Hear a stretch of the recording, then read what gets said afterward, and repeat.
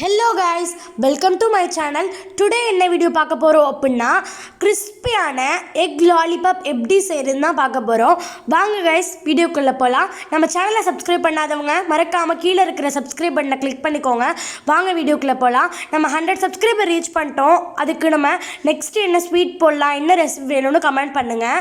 இப்போ நம்ம 3 எக்கை பாயில் பண்ணி வச்சுருக்கோம். அந்த 3 எக்கையும் நம்ம தோல் உரித்து எடுத்துக்கலாம். இப்போ நம்ம ஒரு பவுல் எடுத்து வச்சுட்டு அதில் வெஜிடபிள் கட்டர் இருக்குல்ல, அதில் இதை நம்ம ஸ்லைஸாக கட் பண்ணி எடுத்துக்க போகிறோம். நம்ம 3 எக்கு பாயில் பண்ணி வச்சுருக்கோம்ல, அதை நம்ம சீவி எடுத்துக்க போகிறோம். இந்த மாதிரி சின்னதாக 3த்தையுமே சீவி எடுத்துக்கலாம். இப்போ பாருங்கள், நம்ம எல்லாத்தையும் நம்ம ஸ்லைஸ் பண்ணி எடுத்து வச்சிட்டோம். இப்போ நம்ம இது கூட 1 கப் அரிசி மாவு, 1 கப் வெங்காயம், சின்னதாக கட் பண்ணி வச்சுருக்க ஒரு பச்சை மிளகாய்,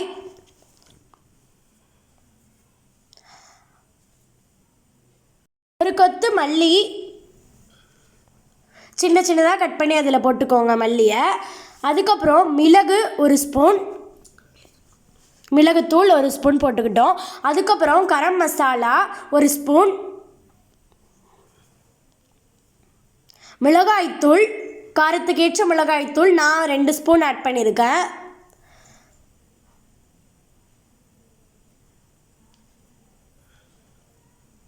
அப்புறமா இது கூட தேவையான அளவு உப்பு போட்டுக்கோங்க. இப்போ நம்ம இது எல்லாத்தையுமே ஆட் பண்ணிட்டோம். இப்போ இதில் லைட்டாக வாட்டர் விட்டு நம்ம அதை மிக்ஸ் பண்ணி எடுத்துக்கலாம். நான் மிக்ஸ் பண்ணுற கன்சிஸ்டன்சி கூட இதில் காட்டியிருக்கேன். நீங்கள் அந்த மாதிரி மிக்ஸ் பண்ணி எடுத்து வச்சுக்கோங்க. இப்போ பாருங்கள், இந்த அளவுக்கு தான் நம்ம மிக்ஸ் பண்ணி எடுக்கணும். ரொம்ப குழஞ்சிடக்கூடாது, ரொம்பவும் கெட்டியாகவும் இருக்கக்கூடாது. நீங்கள் இந்த அளவுக்கு உருண்டை பிடிக்கிற அளவுக்கு நீங்கள் இந்த மாதிரி ரெடி பண்ணி வச்சுக்கோங்க. இப்போ பாருங்கள், இந்த மாதிரி எல்லாத்தையுமே நம்ம உருண்டை பிடிச்சி எடுத்து வச்சுக்கணும்.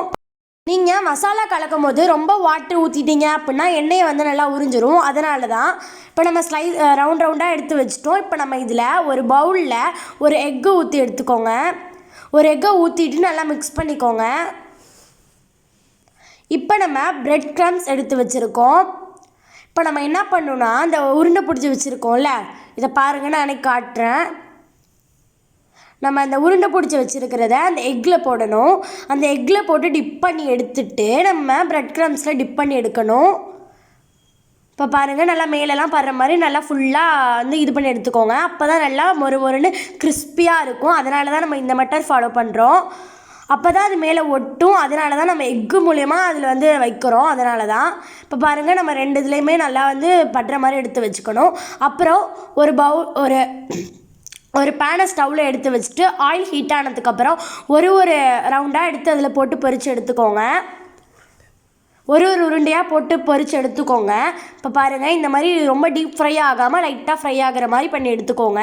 நல்லா கிறிஸ்பியாக இருக்கும். சுட சாப்பிட்டா வேறு லெவலில் இருக்கும்.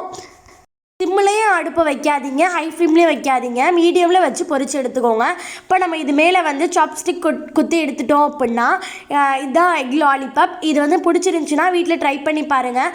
நம்ம வீடியோ நிறைய பேர் பார்க்குறீங்க, சப்ஸ்கிரைப் பண்ண மாட்டீங்க. ஸோ கீழே இருக்கிற சப்ஸ்கிரைப் பட்டனை மறக்காமல் கிளிக் பண்ணிக்கோங்க. லைக் பண்ணுங்கள், ஷேர் பண்ணுங்கள், கமெண்ட் பண்ணுங்கள், சப்ஸ்கிரைப் பண்ணிக்கோங்க. முக்கியமாக நம்ம 100 சப்ஸ்கிரைபர் ரீச் பண்ணிட்டோம். அதுக்கு என்ன ரெசிபி வேணும்னு மறக்காமல் கமெண்ட் பண்ணி விட்டுருங்க. இப்போ இதான் எக் லாலிபாப்.